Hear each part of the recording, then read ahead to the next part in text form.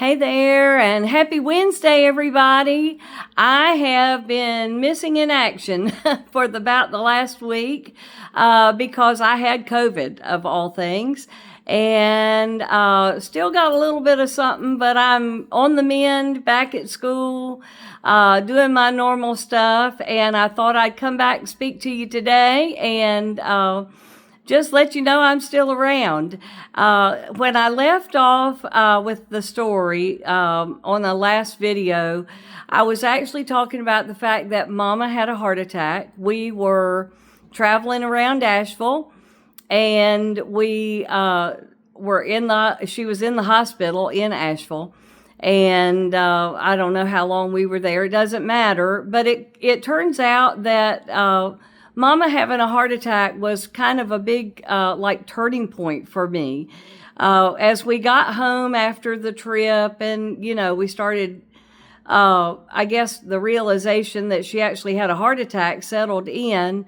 I don't know. I felt like something was needed. When we would be gone on the road, we traveled, we sang, but it wasn't real hectic. But when we were home, a little bit more so because we had the household to take care of and cleaning, cooking, washing all the clothes, trying to get caught up from being gone. And it was like really strong on my heart that Mama needed some help. So at that point, I decided that I would we talked about it at length, of course, and I decided that I would drop out of public school, and I would continue my schoolwork through correspondence courses.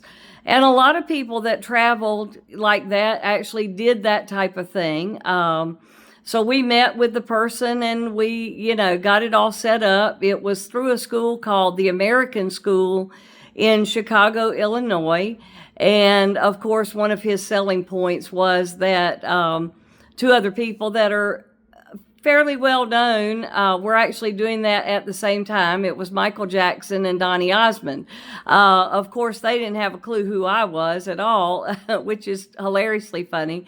But they actually were the same age as I am, was at the time, and so that's what I did. And so from that point on, I finished my schoolwork through correspondence courses. And so at this point, of course, I know now that I'm a teacher that really wasn't worth a whole lot. I was not able to take the difficult math classes and sciences and even really like language arts classes. So I did not get the regular education that you get when you go to public school.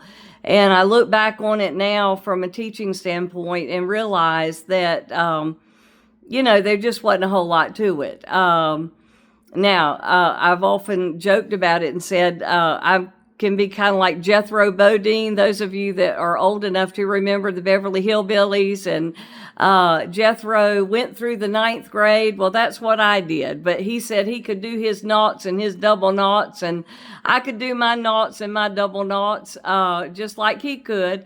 But anyway, I'm going to stop with that for now, and we'll talk more about how I feel like that affected me in a lot of ways. And, when I went back to school to become a teacher, I started at Beaufort Community College because I basically felt like I had to start over, with all of my learning and my education.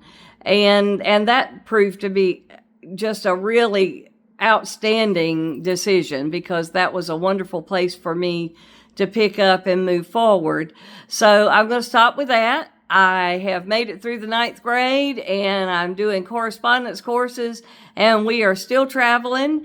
And again, I want to close with my very favorite saying, and I want you to be strong and then be stronger. Okay. I love you and I'll talk to you again soon. Bye-bye.